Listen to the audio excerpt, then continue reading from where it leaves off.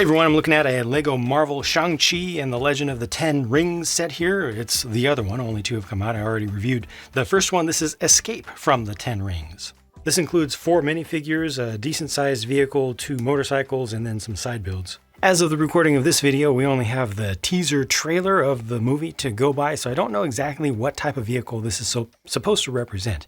It may be that basic just BMW X5, but it looks like this has a fastback and a spoiler back there and stuff. So I don't know. I feel a little bit of a fastback Beamer, a little bit of Audi. I don't know exactly what it's going for, but it definitely had a very unique build. This was not your standard Lego city style build. It's just been, beefed up a little bit. This is very, very custom in how it's put together, which is interesting.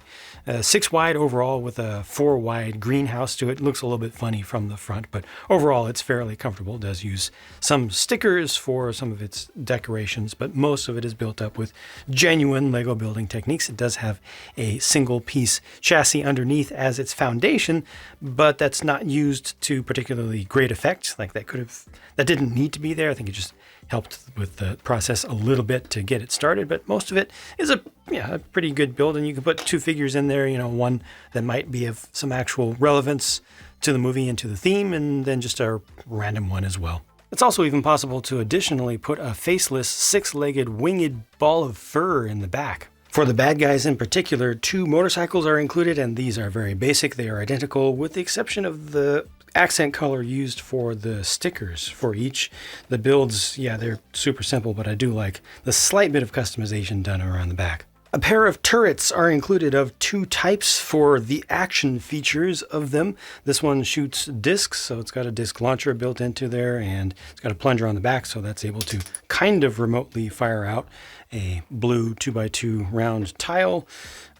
Yep, that's that. It rotates around 360 degrees, at least that's good. And then this one is more of a ballista style launcher. It's got the spring-loaded shooter built into it, and its build is just fine, and it's easy enough to use. And finally, there's a weapon rack with some basic weapons on it. So you get a little bit of an idea of what the setting may be for this set, but don't expect it to be 100% canonical or to completely make sense to any particular point in the story. Looking at figures, here are Shang-Chi himself and Katie. Shang-Chi comes with one of the rings, and one of the other figures we're about to look at in a minute has another ring. So in total, this set officially comes with 2 rings, include a spare, and you get 3. The other set for this movie so far comes with 5 rings, include a spare, you get 6 with that one. So in total, if you get both of the sets, including the spares, the unofficial spares, you get 9 of the 10 rings, suggesting that there's probably going to be at least one more set to finish that off. Now, of course, all the rings are just identical. They're the same piece that Lego has had for quite some time, but they are what they are. And I think that the prints for the torsos here are great. Katie's leg and hip prints are also very good there. The faces are not particularly distinct. Speaking of which, here's the main bad guy, Wenwu, and there's Razor Fist on the right. If Razor Fist didn't have his Razor Fist, I would not have recognized him.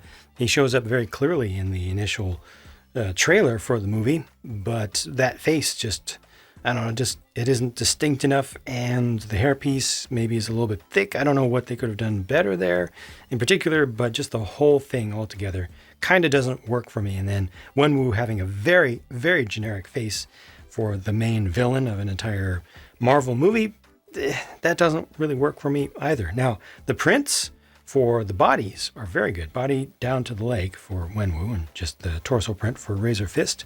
And then around the back, those are great. Here's another disappointment in the head and face department. Wenwu, main villain of a Marvel movie, doesn't even have an alternate face because of the piece that they used. This guy gets an alternate face, which I think is fine. I think that one works actually a little bit better. But just overall, these are a little bit disappointing to me. Lastly, this little magical animal, which evidently is not supposed to have a face printed on it at all, canonically, is done pretty well. The name is Morris for this one. We will definitely be seeing this in the movie. It'll be interesting to see just how powerful this small creature is, or how important. Hopefully it won't just be something that simply needs to be protected all throughout, and we'll have some sort of effect and won't be there just for the cutes and the awes in the theater. But I think that Lego has done at least an interesting job here. This is a brand new mold and it is definitely distinct. Lastly, here are the leftover pieces, including the 2 spare rings and the chrome gold there, 1 spare projectile for each of the turrets, and this is the spent sticker sheet, and most of those stickers can easily be left off. Most of those with the yellow borders around them are just for a sense of battle damage on the SUV. So I paid $30 US for this, which I guess is okay for the amount of stuff there, I suppose. I mean, I can kind of justify it by looking at what's on the table in front of me here. I basically can say this is clearly not a $10 set. Let's say with a couple of the figures, it would be at least a $15 set, because it's definitely larger than the $10 ones that I find to be decently priced from Lego in the City line, for example. So 15 there. Here's another 5. Here's another 5 with their figures, 25, and then add a little padding on top of that, because I don't think Lego even does sets at the $25 price point, or certainly not typically. They tend to round at that point. So I kind of get it, but it's one of those cases where it's okay, but it's not great. And I think that really sums up this entire set for me. It's a glorified battle pack. I think the most important things here are the figures. The figures themselves are not that well done because of the faces. The rest of them, from the neck down, is done very well on each of them, I think. And then you get the little Morris here, which is cool. Motorcycles, motorcycles are motorcycles. This is an interesting build. It's definitely an interesting build. It's different, and I like that. I like the fact that it's different. It's not just your normal stuff. So I found that to be enjoyable as a fan of Lego, generally speaking.